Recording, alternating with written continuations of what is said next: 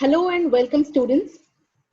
We have joined here. We are meeting here today for another class. And today the topic that I have taken up is a poem. Okay. And the poem that I've taken today is Father Returning Home. This is the fifth poem in your poetry section. Now, father returning home. Why is the word father? Why cannot it be mother? All right. So we need to understand that this poem is written for father. But बहुत सारे घर में ऐसा भी हो सकता है कि it is the mother who is the one who is a breadwinner. Breadwinner is a person who earns. Okay, so it can be either father or mother in one's family. We need to understand that. Now here, this particular poem, the poet is thinking constantly about his father. He's describing his father. Okay, but then as I repeat, it can be mother as well, who is the breadwinner. Okay, breadwinner, a person who earns. Now in this poem, the poet gives a very strong message. We act quite selfish many a times. If we need a person, we talk to the person politely. If we don't need a person, we choose to ignore the person. Or we might just talk rudely to the person. So that happens in our family as well, which is wrong, which should not happen. Now, this particular poem takes the theme of alienation. Alienation is loneliness. The father, he is a very hardworking person in this poem. He struggles to travel after working throughout the day. He does not get a place to sit in the train. He has to stand. And he's in a hurry to get back home. Hurry because he's tired facing the world, all right? And he wants to rest in peace. He wants to take some rest. But does he get that rest at home? Or does he face some kind of an attitude which is not expected? Let's read the poem, let's study the poem, and we'll find out. About the poet, Dilip Purushottam Chitre was one of the Indian writers. He's an Indian English writer. And he's also a critic of the post-independent India. He was also a painter and a filmmaker. Graduated from the University of Bombay in 1959. Won the Sahitya Academy Award. Sahitya Academy Award is given to artists. They can be poets, writers, okay, for his Marathi book. So he's a bilingual poet. Writes in Indian, writes in English, writes in Marathi, bilingual poet. Coming to this particular poem, it is a short and it's an appealing poem. Appealing means it requires us to give it a deep thought, a very serious thought. And the poem is about an old man. He lives in a city, cosmopolitan city. Cosmopolitan city is a city where you have different kinds of people living in. All right. But in spite of having a family of his own, the treatment that he gets from them is like an alien, a stranger. His children feel it is no longer important to share anything with him. All right. Look at how the situation is described. Even though the father is a breadwinner, all right, his children don't feel the necessity of sharing anything with him. They don't find it worthwhile. Okay. He himself is estranged, that is, he's lonely from this man-made world. This world is made by man, and just imagine, in this world itself, he is lonely. Throughout the poem, Chitre has denounced, that is, he tries to expose the rootlessness. Rootlessness is, there is no root. Students, it is our family who are our roots. No matter what we do, we win or we lose. It is our family who stands by us. All right. But here, this man, in spite of having a family, what does he face? He faces loneliness, forced alienation. जानबूझ के ये किया जा रहा है उनके साथ बर्ताव, is reflected to many images like stale food, lack of sharing, and bonding. There's no bonding. As we read the poem, we'll come to know that his children, they don't find it worthwhile sharing jokes with him or sharing any event that has happened throughout the day. All right, so he just basically comes home. He's just another member in the house who is probably just living. All right, now the poem is divided into two stanzas, just two stanzas, but they are slightly bigger stanzas. All right, the theme in the poem, as I already discussed, it exile. Exile meaning staying away from your family. Here he is not staying away from his family. He is living in a family. But then his family probably is of no use because they hardly have any kind of interaction with him. उससे बातचीत होती ही नहीं है. वो बस office से आते हैं, अपना खाते हैं, रेडियो सुनते सुनते वो सो जाते हैं. So these are all similar terms: exile, alienation, that is separation, disintegration, that is feeling of loss. He doesn't belong, feeling of lack of belongingness. He does not belong to anywhere. Isolation, isolation again means loneliness. All right. Then it is written in free verse and जानबूझ के ये free verse use किया गया है. All right, this free verse is intentional because the poet wants to reflect his father's status. Okay, there's lack of rhythm. Free verse matlab there's no rhyming words, no rhyme schemes, there's lack of rhythm. And this is, as I told you, it's symbolic of poet's father's status, the uncaring attitude in his life. He's uncared, there's nobody to care for him. In spite of having a family, there's nobody to care for him. Language is easy and simple. Since he's an Indian writer who writes in English, the language is obviously quite easy, simple, all right? And a lot of simple expressions. Simile is very effectively used. And since it is the poet who's talking about his father, it's first person narrative. You will find that everywhere the poet uses the pronoun I, he. All right. So now this is your poem. This is the first stanza. I will not be reading the poem here because later on in the further slides, I have explained the poem line by line. Okay. So this is the first stanza, 12 lines. And this is the second stanza. All right. So now we start with line by line explanation. My father travels on the late evening train. Students, in this poem, every word, all right, is symbolic.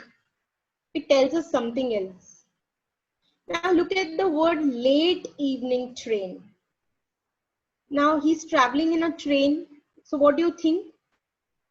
We get an idea that he is a typical middle class person. Now he travels late. So when do you get late? A person gets late because he's probably busy working. So how is his schedule? उनका शायद काम बहुत ज्यादा है, दिन भर का है, इसलिए उनको आते आते देर हो जाती है. Okay. So here the poet gives us an idea of his traveling. How does he travel? He travels on a late evening train. That means he has a lot of work in his office probably. All right. So it tells us about the time. And it also tells us about his status. He's traveling by train and not by any car or any other vehicle. So my father travels on the late evening train. Standing among silent commuters in the yellow light. See, look at the words again. Standing, which means he's not comfortable.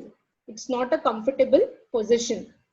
Okay, standing for a long time can make you tired, can make you uncomfortable.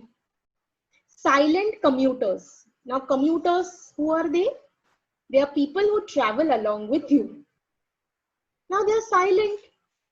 Obviously they are strangers. They're all silent. Okay, yellow light. Again, yellow light, it signifies dim. It is not probably the bright yellow light. It's a mild yellow light that's there in the public places. All right, so these all things, they indicate his situation. He's standing, he has nobody to talk to. All right, even the yellow light tells us about his status, condition. It indicates his suffering during the journey. Definitely he's suffering. He cannot probably afford the first class pass. All right, he's standing. So after working hard, we know as it is, he's coming quite late. So even after coming late, he has to face the crowd in the train. He does not get a seat to relax.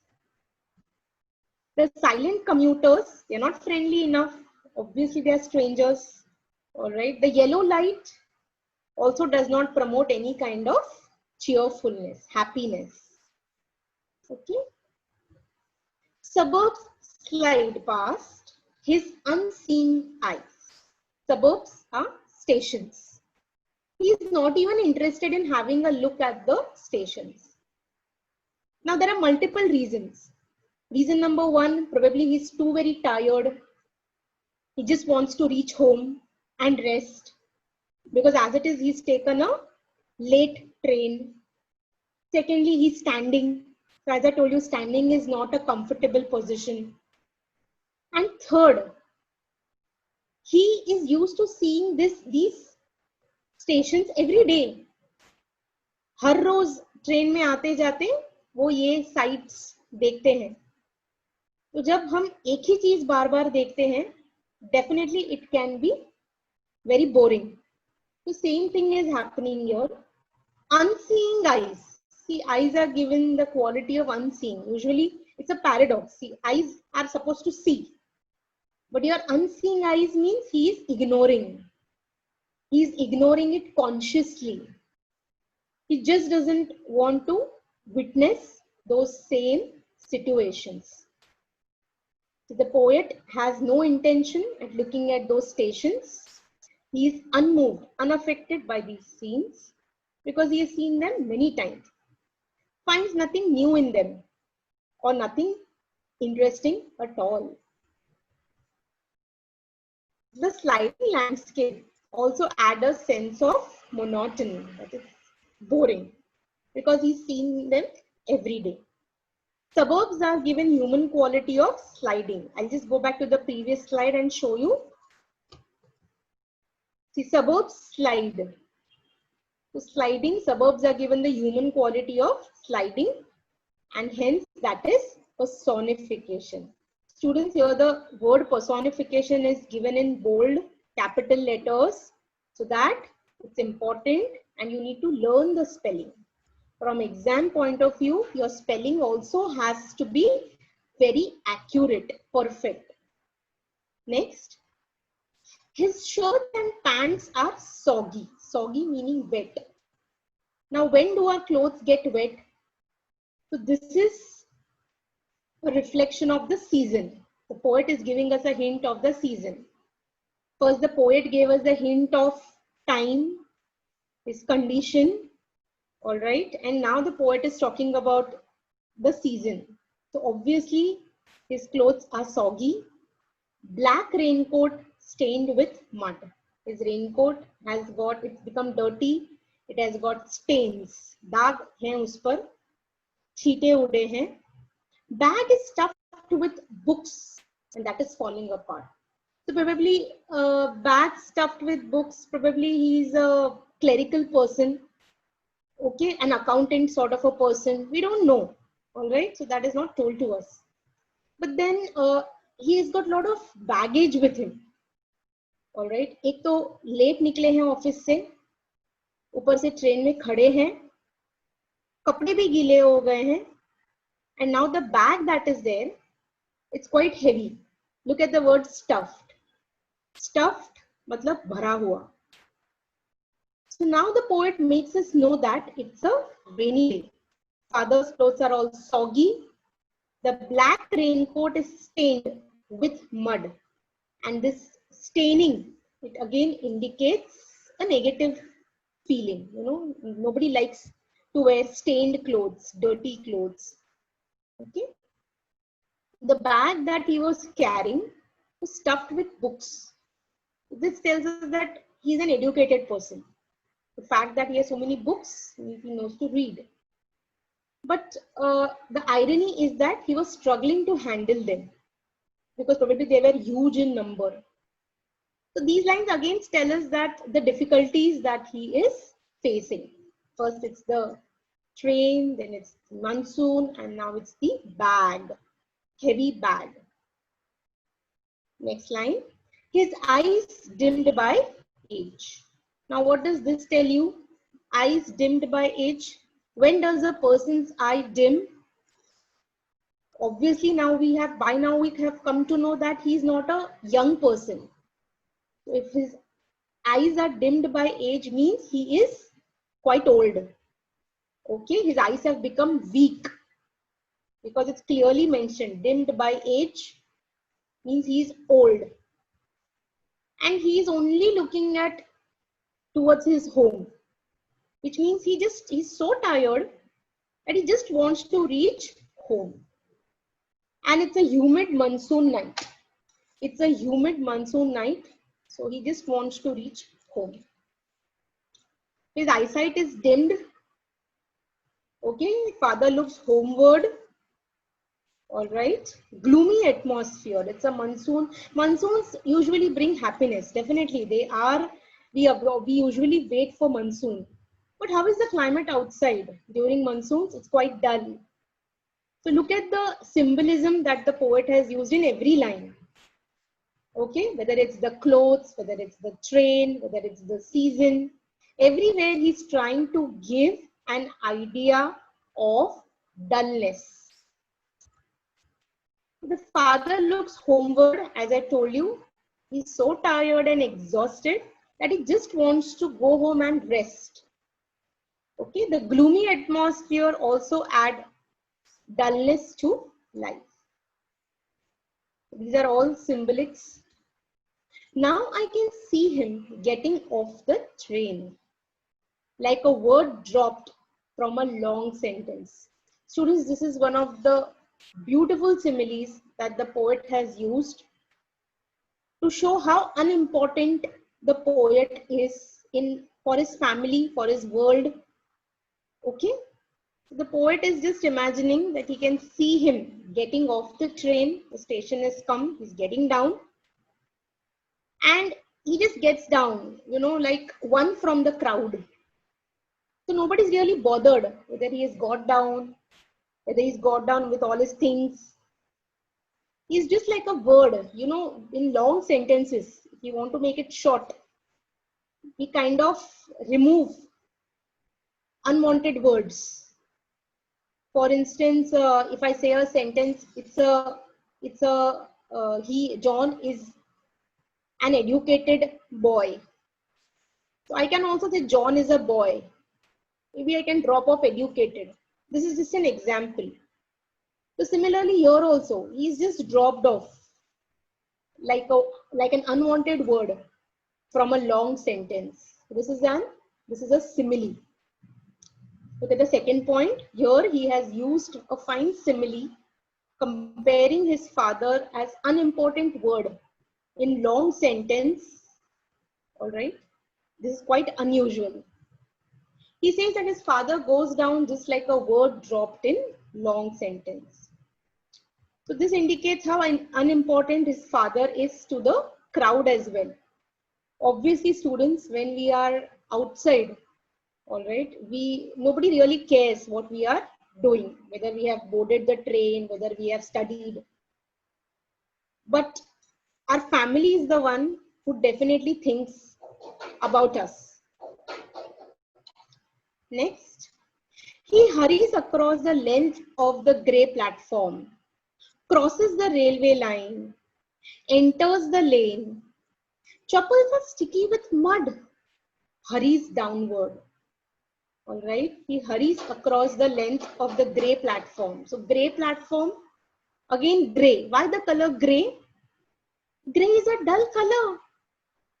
All right, he crosses the railway line. So first he has to cross the platform. Then he has to cross the railway tracks. Railway line is the track.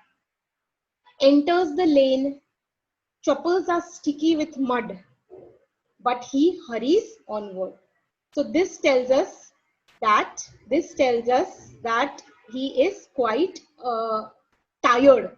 All right, his chappals are sticky with mud. He hurries onward. He's not bothered about what has happened to him.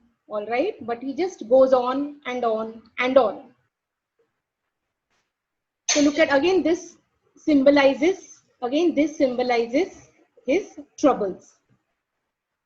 The poet has used the word hurries twice to bring in the sense of escapism from the dull, hurried atmosphere. The grey platform, muddy streets where one would care for him. Okay, there's no one who can care for him. He just wants some solace at his own home. He just wants that much. He doesn't care about anything else. Home again, I see him drinking weak tea. Look at this word, weak tea. Never ever the tea is called weak, but probably the tea is not fresh. Eating a stale chapati, reading a book. Okay, nobody is there at home to, give him a kind of importance. Maybe the tea is kept there already. It's probably cold. So he has the same tea, eats the stale chapati. So students, again, these words, constantly they remind us about his condition. Weak tea, stale chapati.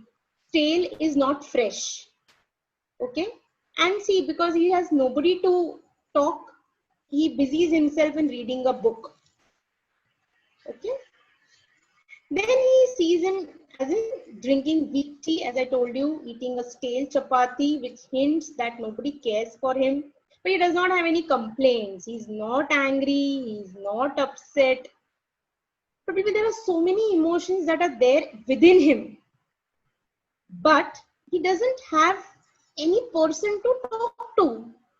He rather concentrates on reading a book while having his tea, expecting more care from his family members. He just has a simple expectation. Now, when you return home from your college, right, you want your parents to, especially your mother, to look after you, serve you meal or snack or whatever. You like that. No, everybody likes that. But here, look at the sad situation, students. He has worked hard throughout the day, struggled in the train, all right. But then here, when he comes back home, thinking that he's going to get some happiness, some peace, what has happened is he is quite neglected. He goes into the toilet to contemplate. Look how sad the situation is. There must be rooms in his house, but where is he going? He's going into the toilet to think. Contemplate is to think. What has gone wrong? Why is my life so complex? Why is not my family neglecting me, not talking to me? He's just trying to think. Why am I in this big world, man-made world? This world is made by man. Why am I alone? Estrangement is loneliness.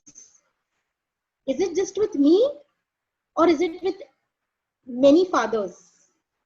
All right. So here, there are so many questions that are going on in his head. The speaker's father goes into the toilet. The toilet is a symbol of how small his world is. It's a small world. A small world within a big world. मतलब उनका घर जो है वो एक बड़ा सा man made world है और जो टॉयलेट है वो उनकी शायद छोटी सी दुनिया है जिसमें उनका कोई भी नहीं है. So that is again a symbol. Okay, so toilet is symbol of how small the world is. It's the only place man can go to contemplate. As I said, contemplate means to examine, study. is loneliness. Okay, this is the theme of the entire poem. The father is indeed aware of his estranged situation, hopes to find some support from the family. He hurries towards home. He's just eager to reach home.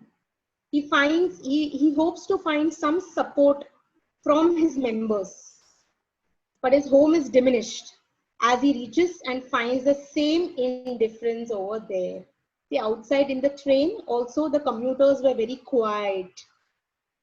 And same thing happens at home. No one to talk to. There's nobody who's ready to talk to him, give him food, nothing. Coming out, he trembles at the sink.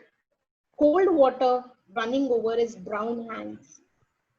Okay, look at his trembling. So normally students, who trembles? Either a person who is weak or a person who is old. And in this situation, probably the poet's father is weak and old. Okay, physically maybe he might be strong, but mentally, all right, mentally he has become absolutely old and weak. Cold water running over his brown hands. Okay, probably skin has turned dark after the struggle that he had in his life. Father comes out from toilet, goes to wash his hands at the wash basin. Speaker observed him trembling after coming out at the sink when cold water was running out his brown hands. He's trembling, he's feeling cold. So all this signifies his weakness. Few droplets of water, they stay on his graying hands. Cling is to stick. Okay, so this also has got a significance. This also has got a meaning. So water generally, it is a symbol of life. All right. The old man's life, okay, he's just holding on to his old age. He's just old. He's just probably just waiting for maybe to die. Okay, because he has lost all his hopes. He has absolutely lost all hopes. The life has no significance. His life has got no significance to anyone else. His life is just not important to anybody else. His sullen children have often refused to share jokes and secrets with him. Now, sullen, probably proud. All right, don't know what they are proud of, but then they are proud. And their false pride, all right, it doesn't allow them to talk to their father, share any of their activities, jokes, or any secrets with him. So students, here, did you notice the father is the one, probably he's earning money. He's the one who's earning. He's still earning for his family. But what are his children doing? His children are just neglecting him. They have left him all alone, as if they don't care about him. Have you ever done like this to your parents?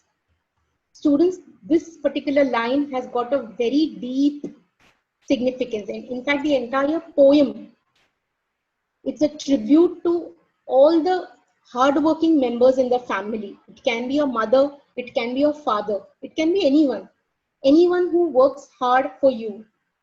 So students, please do not neglect them. Look at how the father is feeling. The same thing they also must be feeling, definitely. Now the poet goes on to talk about the old man's relationship with his family. So his children, they refuse to share anything with him. So he is just an unwanted burden. Okay, he's not required. But they are forgetting that he's still earning. Maybe they are grown up, maybe they are also earning. They might be earning, but in spite of that, the father has not stopped earning. So students, this tells us that the father still has so much concern for his family. ठीक है, पिताजी को कितना मतलब है कि मुझे कमाना है, बच्चों के लिए कुछ करना है. His children care nothing for him. He will now go to sleep listening to the static on the radio. Probably there's no television, or television is for his kids.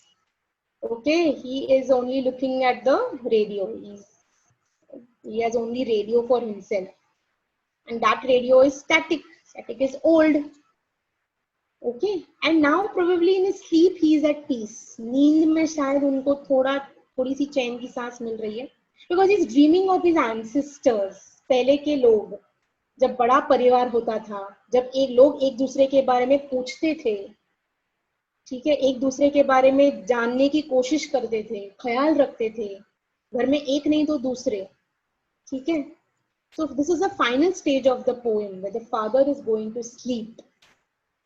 Okay, he's thinking of many things like his ancestors. Ancestors are earlier members in our family, senior members in our family who have died long ago.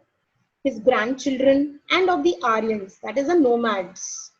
Okay, पहले के लोग एक जगह रुकते नहीं थे, एक जगह से दूसरी जगह घूमते थे, घूमते घूमते उनको बहुत लोग मिलते थे.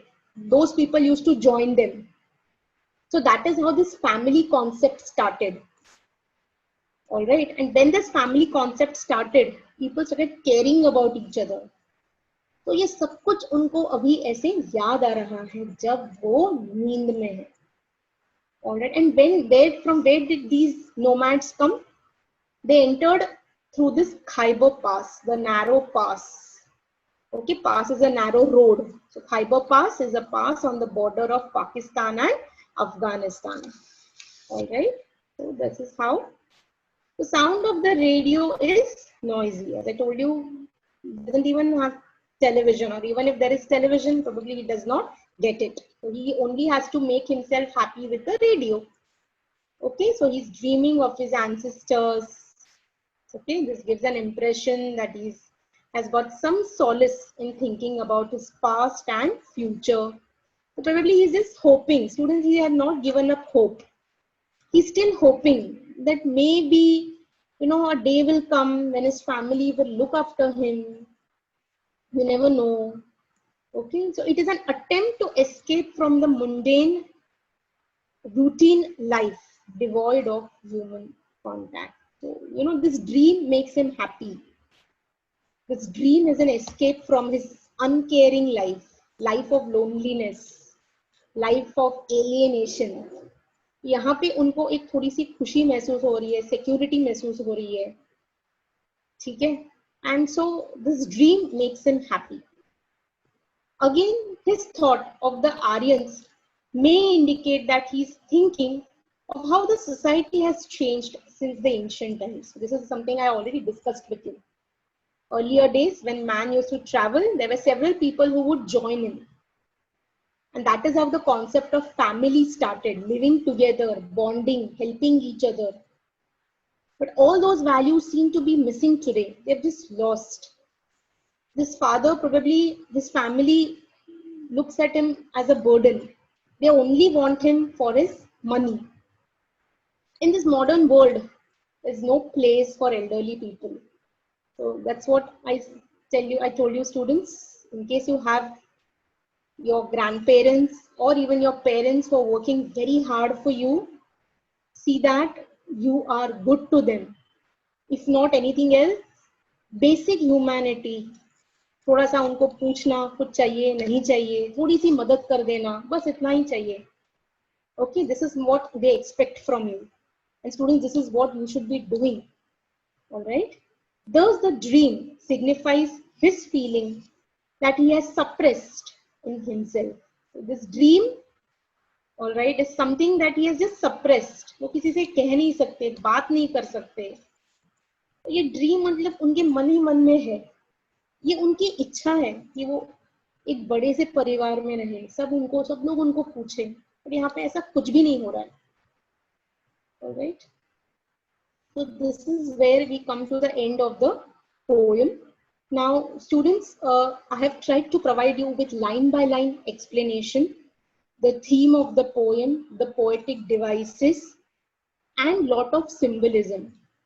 Now, maybe you should go through the poem twice or thrice every slide of the explanation, you should be reading it again and again so that you understand. Once you understand, it is not difficult to answer the questions in the exam.